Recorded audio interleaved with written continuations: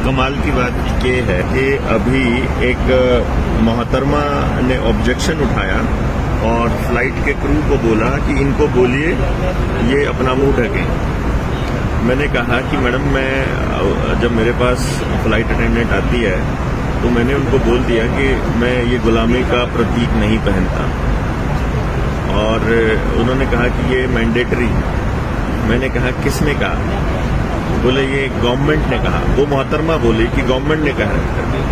मैंने कहा गवर्नमेंट ने तो ये भी कहा था कुछ दिन पहले घर से मत निकलो और अपने काम धंधे छोड़ो। गवर्नमेंट तो ये भी कह रही थी कि हम तुम्हारी भलाई के लिए खेती के कानून लाए हैं। गवर्नमेंट तो ये भी कह रही थी कि वो वापस नहीं होंगे। तो कहती मैं आपसे बात नहीं कर रही। तो फ्लाइट अटेंडेंट ने मुझे कहा कि आपको पहनना पड़ेगा। मैंने कहा मैडम आप जो चाहें करिए। उन्होंने कहा फिर हमें फ्लाइट से उतरने के बाद आपको हमें सिक्योरिटी को हैंडओवर करना पड़ेगा। मैंने कहा कि ठीक है मैडम, मुझे कोई दिक्कत नहीं है। उसके बाद मोहतरमा ने कहा कि अगर ये नहीं पहनेंगे तो हमारी सीट चेंज कर दीजिए, बल्कि इनकी सीट चेंज कर दीजिए। उन्होंने कहा आपकी सीट चेंज कर देंगे, आप अकेले हो, ये लोग 3 लोग हैं। मैंने कह दिया, मैंने स्वीकृति दे दी कि मुझे कोई दिक्कत नहीं है, लेकिन इससे अच्छी सीट होगी तो मैं जाऊंगा। तो उन्होंने सबसे आगे वाली जो गद्दे वाली सीटें हैं वो दी। उसके लेग रूम भी खूब अच्छा है, सोफे जैसी सीटें हैं। वो पीछे लकड़ी में बैठे हैं, अपन लोग इधर को बैठे हैं। मैं आपको सीटें दिखाता हूँ। और फिर हमको जो है ये वाली सीट दी गई, जो मोहतरमा ने हमको कहा कि आप ये नहीं कर सकते, आप यहाँ पर बिना गुलामी के निशान के नहीं बैठ सकते। तो हम लोगों ने फिर ये सीट हमारे को दी गई। ये बड़ा कमाल हो गया। आप ये कॉमन सेंस की हत्या हुए देख रहे हैं। ये सभी लोग जिन्होंने अभी तक लगाए हुए थे अभी खाना खाते हुए उतार चुके हैं, और अभी उतार के सब कुछ ये। बाकी आप बाहर का नज़ारा भी ले सकते हैं। हम बादलों से ऊपर हैं। वो सामने जो आपको नज़र आ रहे हैं, मुझे तो वो कैमट्राइल जैसे लगते हैं। मतलब तो ऐसा लगता है कि सीधी लाइन में जो बादल हैं वो कैमट्राइल ही होंगे। और चलिए एनी हाउ, अभी हम एंजॉय करते हैं मील। आपको उतर के बताते हैं क्या हुआ कि पुलिस वालों ने, अथॉरिटीज़ ने क्या किया। नहीं, ये वाकई मुझे कैमट्राइल जैसे लगे। आप थोड़ा सा देख के बताइए, ये ऐसे कैसे एक लाइन में कैसे हो सकते हैं बादल? कल को आने वाले टाइम में ये तो इस तरह से तो सूरज की रोशनी को भी रोक सकते हैं। मान लो आपने सोलर लगवा लिए कि बिजली के ऊपर डिपेंडेंट नहीं होना, तो ये तो उसका खेल भी खेला करते हैं। ये तो एक और उड़न खटोला दिखाते हैं आपको, जूम कर रहा हूँ। ये देखिए, ये रहा, उधर उड़ रहा है।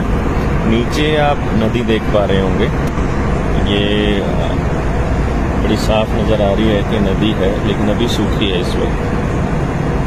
यहाँ पर आप देख रहे हैं इस नदी में दूसरी नदी आकर के मिलती है, और एक नदी में पानी है, एक में नहीं है। फिर वो आगे जाके सूख जाता है, फिर कम हो जाता है।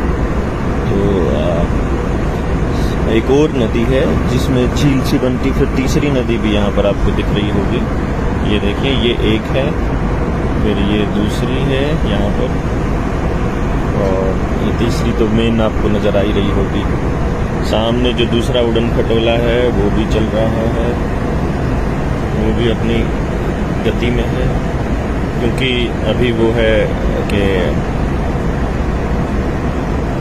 बहुत दूर है। ये कहने को दिखाई दे रहा है, कैमरा रेजोल्यूशन काफ़ी हाई है, इस वजह से। ये हम मध्य के पठार के आसपास कहीं पहुंच चुके हैं शायद, जहाँ से बहुत सारी नदियाँ निकलती हैं इस लैंडस्केप से, और ये आप देख ही पा रहे हैं।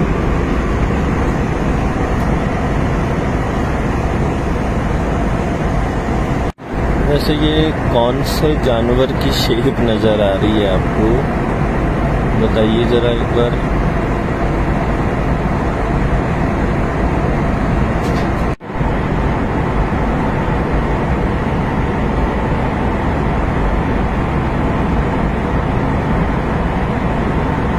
उधर इस पठार के साथ साथ आखिर में जाके फिर वहाँ बस्ती, मतलब वहाँ पर लग रहा है कि कोई शहर।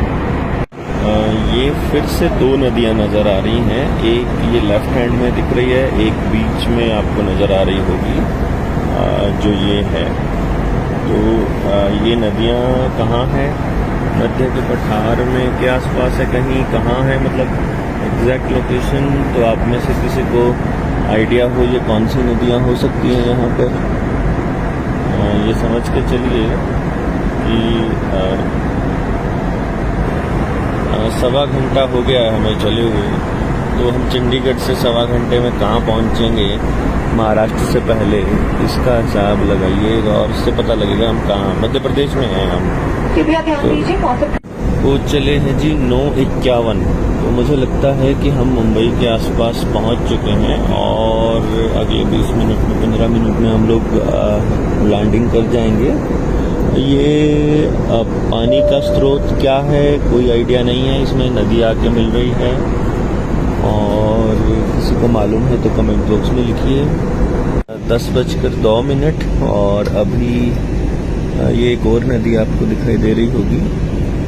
तो कुछ वाटर बॉडीज हैं आपको दिख रहे होंगे जो इस तरह से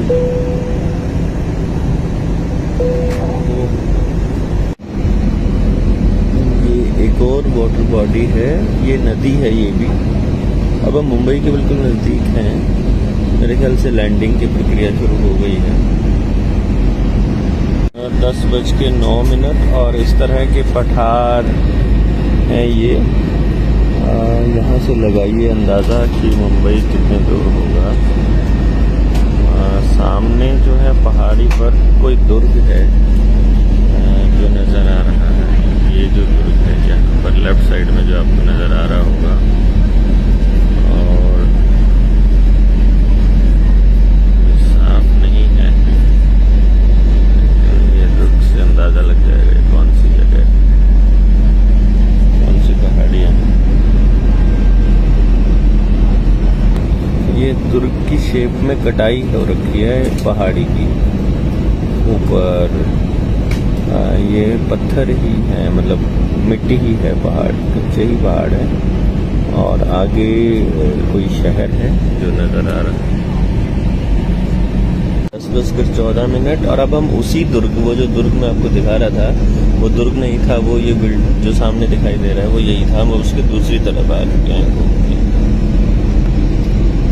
10:17 अभी हम ये कंक्रीट के जंगल के ऊपर से गुजर रहे हैं और ये मुंबई शहर आ ही गया है।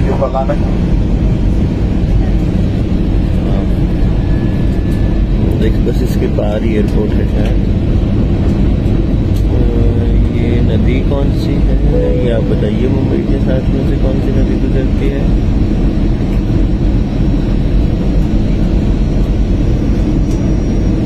नदी है या ये वाटर बॉडी है? मुझे ये कोई और वाटर बॉडी लगती है जो इसकी साइड में से नई नदी मिलेगी। ठहरा हुआ सा पानी है, उसमें पानी लग नहीं रहा, चल रहा हो डल रहा होगा तो दिखाई नहीं देता ऊपर से।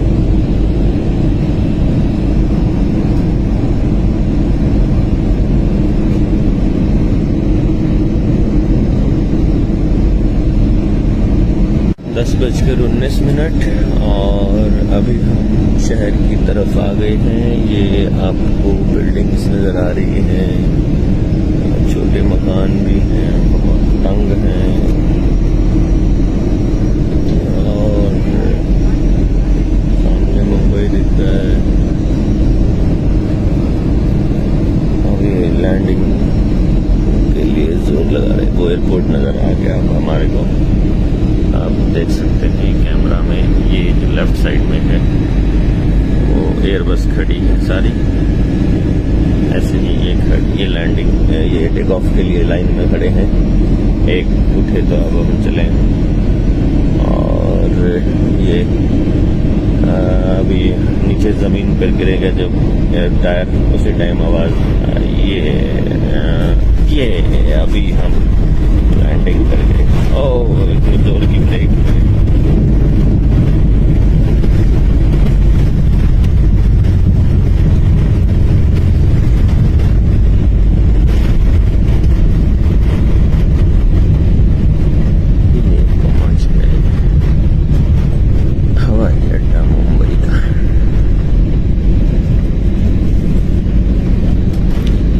ખદ કે મારો ભાઈ